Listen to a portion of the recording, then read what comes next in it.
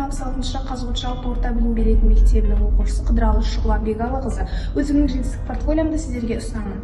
Мен ең алғашқы осы елбасы медалімді сіздерге көрсеткім келіп тұр. Бұл елбасы медалі мен қола медаль. 6 ай бойы елбасы медалінің жобасына өзімді 7 түрлі бағытта сынап қатысқан болатынмын. Сертификатпен бірге. Жалпы бұл елбасы медалін алу барысында мен волонтерлік жұмыстарды атқарған болатынмын. Кітап оқу, спорт саласында мен да ұлттық мұра, туристік бағыттар, еңбек жорықтары сынды әртүрлі бағыттар арқылы көтеріліп, мен осы медальдің иегері атанған болатын. Және де оның фото-видеоларын жүктейтін боламын. Ал екінші бізде бұл мені шахмат ойнауға қатты қызыққан, мені шахматқа атам мен әкем үйреткен болатын. Және бұл менің ең алғашқы шахмат ойынынан алған 6 сыныптағы ең алғашқы медаль жүлделерімнің бірі болып саналады. Енді келесі мен сіздерге таныстыратын нәрсе бұл менің бірінші және 11-ші сынып аралығында үздік оқығаным үшін берілген марапаттарым болады. Бер жаққа. Мінекей, мынау бізде 10-ші сынып, мынау бізде 8, 9-ші сыныпта қызыл аттестат болған болатын. Ал мынау бізде 6-ші сынып, 5-ші сынып, 4-ші сынып, 3-ші, 2-ші және 1-ші сыныптар аралығында.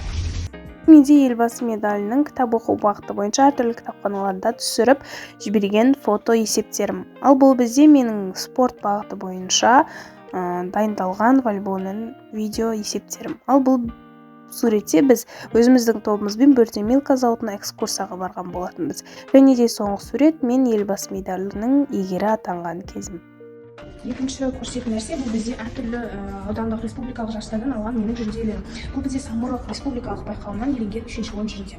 Одан кейін ерекше атап өтетін бізде болашақ номинациясы бойынша оқушылар сарайында өткен мамандықтар туралы жарыс болатын. Мен бұл мамандық туралы жарыста сіз мамандығын ұсындық. Болашақтағы титулын, артықшылықтарын, кемшіліктерін барлығын айтып өтіп, еліне 2-ші орын алатын.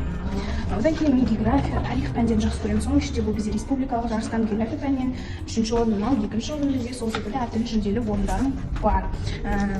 Және де бұл менде келесі атап өтетін нәрсе, бұл бізде менің осы уақытқа дейін алған сертификаттарым және де алғыс хаттарым. Яғни бұл сертификаттар және алғыс хаттар менің белсенді өмірімнің бірден бір куәгері деп санаймын. Бұл бізде әртүрлі сертификаттар, жаңағы әртүрлі жарыстарға қатысқаным үшін республикалық. Ал енді бірден бір атап өтетін нәрсе, мен әртүрлі семинар тренингтерге қатысқанды жақсы көремін. Содан алған адам саудасы туралы алған бұл менде сертификатым.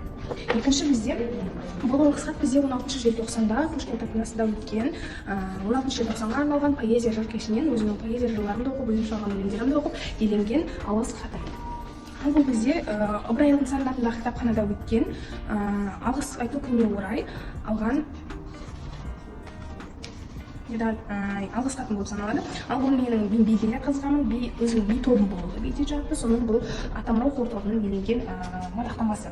Ал бұл менде 2022-2023 жылы аралығында еленген жыл өнерпазы атты мадақтама. Мен әртүрлі лагерьлерге барғанды жақсы көремін. Міне бұл соның мадақтамасы.